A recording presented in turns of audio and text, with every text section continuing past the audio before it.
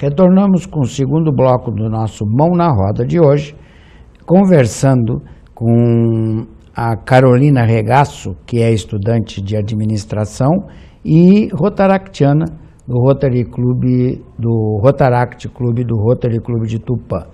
Também conosco o companheiro Tarciso Vieira, que é do Rotary Clube de Tupã, bibliotecário e responsável técnico pela biblioteca pública da nossa cidade. Ressaltando que o Tarciso foi interactiano, rotaractiano e agora fazendo parte do nosso Rotary Clube de Tupã. E provavelmente o que vai acontecer com a Carolina. E é isso que nós esperamos, não é? Para mostrar o que é a nossa juventude. Bom, no primeiro bloco, nós falamos sobre uma ação que vocês vão realizar, divulgamos essa ação. É um trabalho intenso, um trabalho de um esforço grande que vocês dedicam, realizando o churrascão, com renda para os projetos do Rotaract e a parceria com o Rotary, que vocês sempre destinam parte da renda para o albergue noturno de Tupã.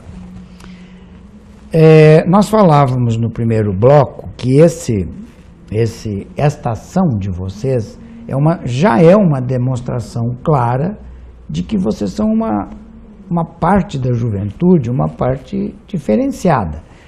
E em que nós, de gerações mais antigas, vamos dizer assim, e responsáveis pela nossa nação, nós achamos que vocês são diferenciados porque vocês se preocupam com o futuro da nação, vocês se preocupam com todas as atividades que possam estar acontecendo no nosso país.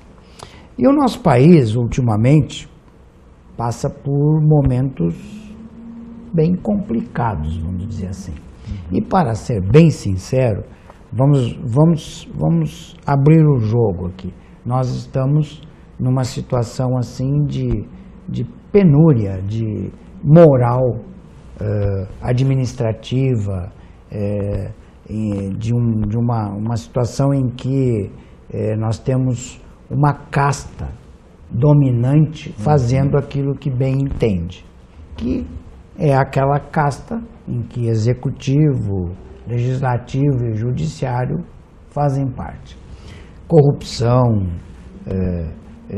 atitudes desmesuradas de pensar somente em si, enfim, esse discurso todo que todos nós estamos acostumados a ouvir, que discutimos muito, mas na verdade nós fazemos pouco para mudar isso.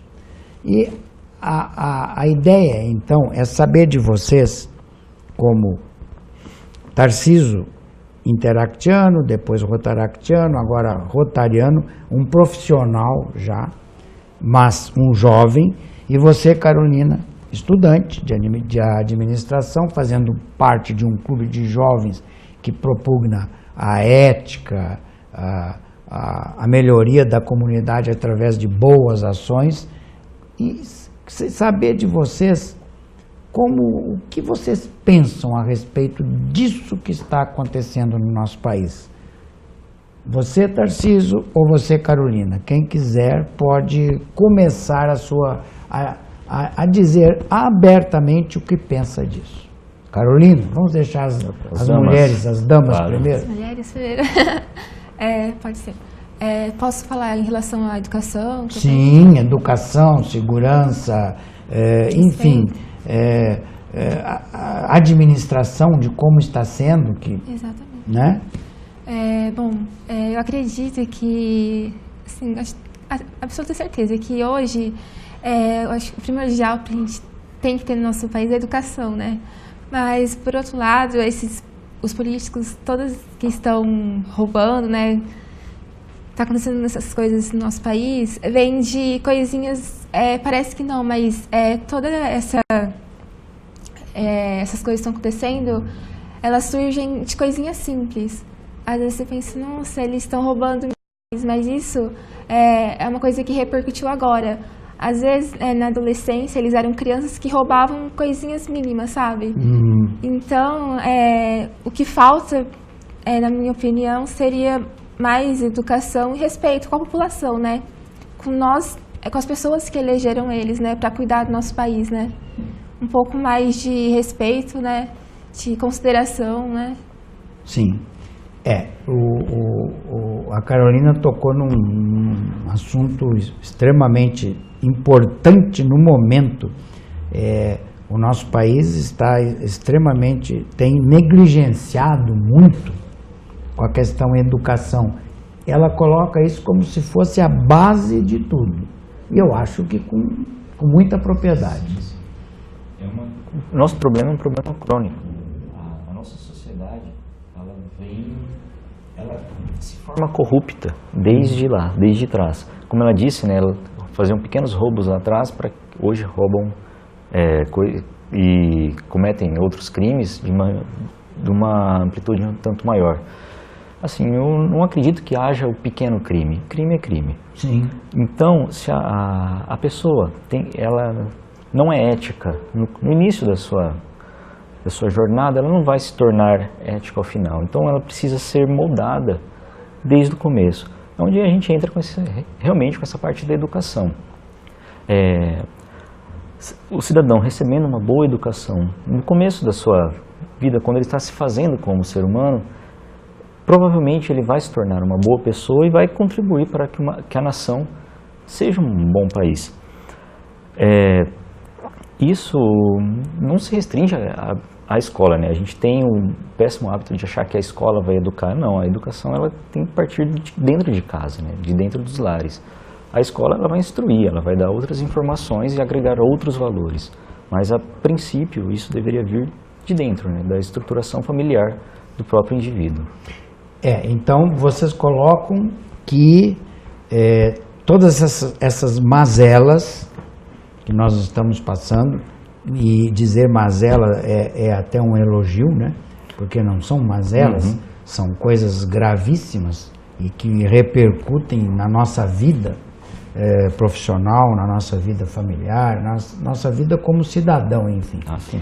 E vocês, então, resumidamente, colocam que com uma educação adequada, esses indivíduos que estão lá em cima praticando todos esses atos, vamos chamar até de obscenos, né? Eles não estariam realizando. E por outro lado, se nós tivéssemos uma educação adequada, nós aqui, de uma maneira geral, estaríamos percebendo melhor esta situação que nós estamos vivendo. Assim, eles estão errados o que eles estão fazendo, mas não cabe a nós julgar. Assim, eu digo, por exemplo, a gente, às vezes, nós temos atitudes assim, né? Eu não posso condenar um político que está cometendo corrupção no meu país se eu furo a fila do banco, Sim. se eu sonego impostos. Sim. Então, assim, não só criticar eles, né? Sim, eles estão fazendo errado, mas a gente também tem que fazer a nossa parte, né? Por menor que seja. Por menor que seja, né?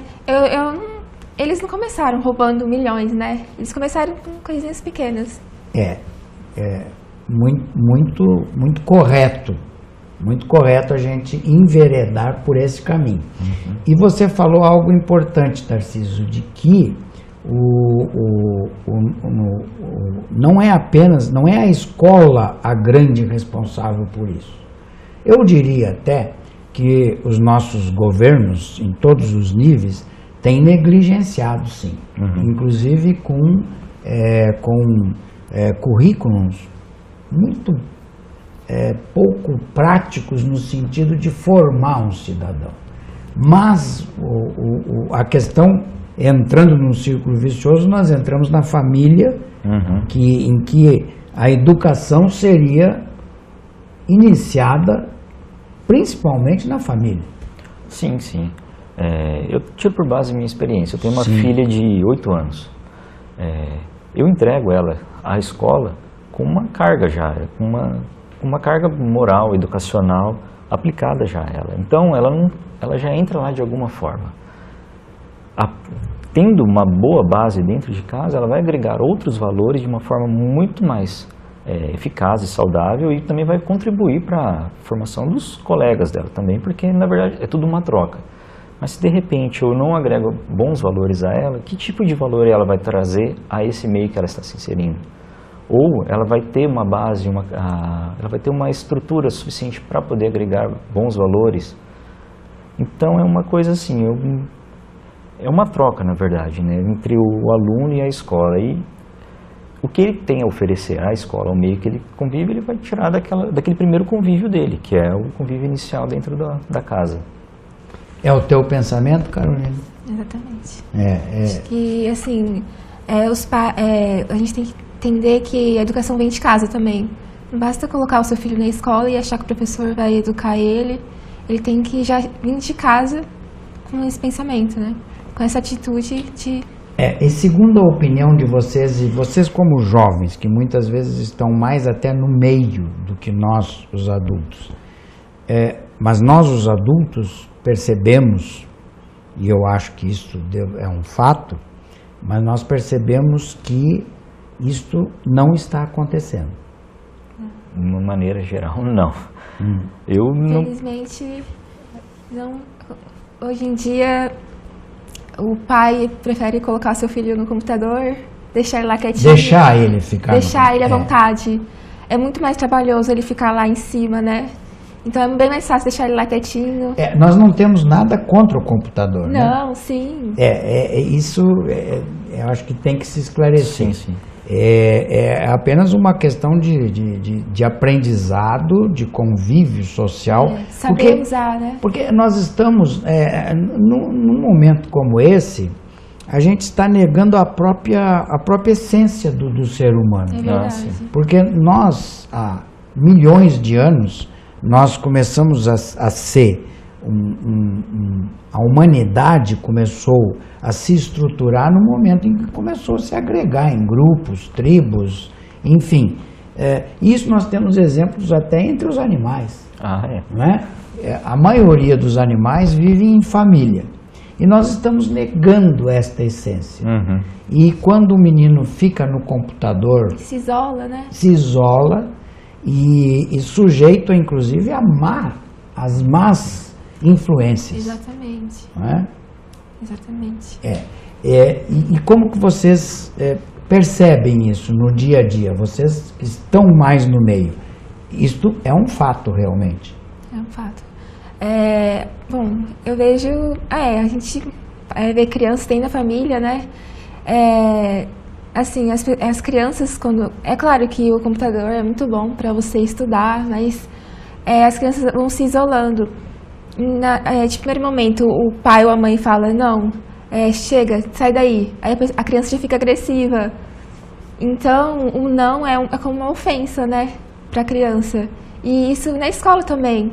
A professora vai explicar a matéria, o aluno está no celular, fala não, aí já acha ruim, aí já parte para...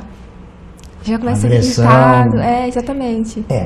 E o interessante é o seguinte, que mesmo as famílias mais carentes hoje estão sofrendo essa influência porque o celular está ao alcance de todos, né? Tá. Toda a tecnologia está, né? Está ao alcance de todos, né? Aliás, Tarcísio, você como bibliotecário, a leitura é algo que não morreu. Não, existe ainda uma leitura. O problema é quem lê. Pegando estatísticas da nossa biblioteca ali, o ano passado nós tínhamos mais ou menos uma média de uns 600 empréstimos ao mês. Esse ano a gente já tem uns 500 empréstimos. E são as mesmas... até que é um fluxo grande de empréstimo de livros, mas são as mesmas pessoas que leem. Dificilmente você tem um público novo procurando pelas literaturas em geral. A leitura, ela é uma espécie de lazer, até assim, vamos pôr dessa forma, um pouco reservada e um pouco solitária, assim. Então, talvez isso ela não é tão atrativa quanto outras mídias, né? A gente ainda tem leitores, leitores assíduos, mas um público cada vez mais restrito. Mas aí eu faço um testemunho aqui e até pergunto para vocês se vocês concordam ou não.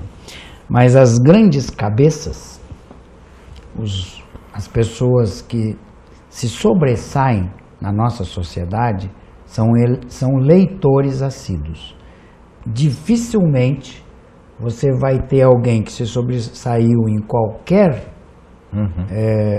ramo da atividade humana que não tenha sido ou seja um leitor assíduo. Portanto, apesar de toda a tecnologia, apesar de tudo que nós temos ao nosso alcance, o livro ainda é um fator importante para a formação do ser humano. Sim, sim. Inclusive, eu digo para vocês assim, um exemplo agora que me ocorre.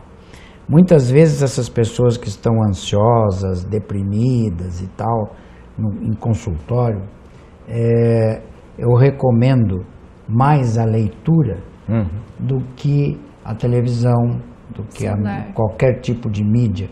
Porque a leitura você tem que formar as imagens na sua cabeça. É como o radialista fala do rádio, que o rádio não vai morrer, porque quando você ouve o rádio, você tem que imaginar aquilo que está sendo dizendo. E quando você lê um livro... Ele exercita a mente, exatamente. Né? Agora então você dá asas à sua imaginação. Coisa que nas nossas mídias televisiva ou mídia... Não estimula isso, Não né? estimula isso. Exatamente. Não é? Sim. Essa questão também da morte, vamos pôr até assim, a morte do livro, eu não acredito que ela vá acontecer. Eu acredito na evolução. O livro nem sempre foi livro, né? A gente já teve ele em vários outros suportes. E a tendência é que se migre para o digital. Hoje em dia você tem uma infinidade de livros já disponíveis no Kobo, Kindle, etc. Ou até mesmo na própria web, você pode baixar gratuitamente muitos livros e fazer essa leitura no com celular. Um tablet você pode ler muitos livros, né? Então, se o leitor, ao invés dele passar horas com suporte físico lá do papel, ele pode também estar ali no seu celular, ou no próprio tablet, no Kindle e em outros suportes também, fazendo esse tipo de leitura. Sim, você diz que a evolução, ela vem, claro, muda o sistema, mas o hábito é o mesmo. É o mesmo. Sim, sim. E é um hábito salutar. Sim, não é? Extremamente. E que nós todos devemos, nas nossas famílias, desde os pequenininhos, incentivar, não é? De uma maneira ou outra. E interessante, os sebos, que você conhece muito bem, nas grandes cidades, eles são pouco ou muito frequentados, Tarcísio? Olha, eu estive esse final de semana agora em São José dos Campos. E há uma infinidade muito grande de sebos lá e você sempre vê muito movimento lá. Uma outra experiência que eu tive em uma outra cidade grande, o ano passado em Curitiba, além dos sebos, também feiras ao ar livre. Então você viu uma bancada ali com vários livros expostos e uma quantidade muito grande de pessoas ao redor. E as cidades que promovem as feiras do livro, que são muitas, capitais inclusive, uma das maiores é em Porto Alegre, que eu acho que é considerada talvez da América do Sul a mais movimentada. E claro que eles fazem todo aquele marketing, vão às TVs, vão às rádios, fazem promoções, fazem homenagens e sessões de autógrafo e tal, mas a cada ano o público é maior. Isso quer dizer que, como eu disse, as grandes cabeças, elas começaram a se formar em atitudes assim. Agora, se desde menino o menino não sai dos joguinhos do celular, ou só fica nas conversas com os amigos, é claro que deixa de ser um indivíduo social. Ele começa a negar a própria raça. Uhum. Né? Realmente. A própria essência da humanidade. É verdade. Gente, Infelizmente, nada substitui o contato humano, né? Uma conversa. Nada. Aliás, vocês podem dar bem esse testemunho, né? Porque vocês são um grupo que vocês prezam por estar juntos e vocês não são... Vocês trocam, claro, muita mensagem pelo celular, mas quando vocês estão juntos, trabalhando como para o churrascão, sim, vocês estão felizes e tendo uma atividade social e humana, vamos dizer, e se desenvolvendo. Realmente. A gente exercita muito isso dentro de toda a família Rotária. O convívio dentro das reuniões, nos companheirismos, que é uma parte muito importante dentro do Rotaract, no Interact, Rotary. A gente, além de ter o contato, ajudando a comunidade, fazendo as promoções, a gente também tem aquele momento de lazer e aquela troca de experiência saudável entre a gente. Beleza. Bom, eu vou ter que encerrar o programa, porque já encerramos, já usamos o nosso horário além da conta. Uhum. Então ficam essas conjecturas, essas mensagens, esse testemunho de vocês dois para as famílias, para os jovens que nos assistiram, de que cidadania é isso daí, e que vocês, como cidadãos, não aceitam as situações que estão ocorrendo no nosso país. Se falou mais de educação, porque a educação é a base mesmo, mas em decorrência disso nós estamos sofrendo com segurança, estamos sofrendo com saúde, estamos sofrendo, enfim, a nossa gestão das coisas públicas. Correto? Bem, gente, e por isso que vocês estão realizando o churrascão próximo domingo. Isso. Não é? Ao custo de R$30, com todas as atividades que você e o Tarcísio nos disseram. Agradecemos a presença de vocês dois. Nós aproveitamos não só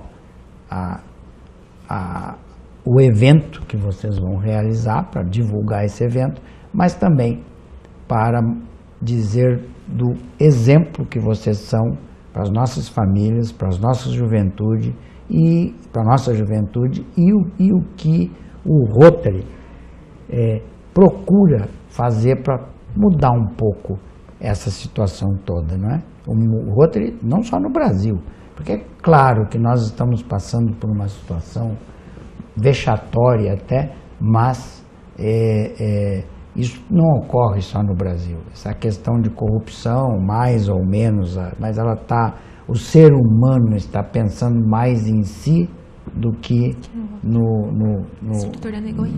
outro, né? Na sua comunidade.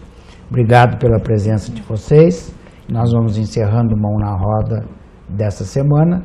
Esperamos que vocês tenham gostado e queremos estar com vocês na próxima semana. Até lá!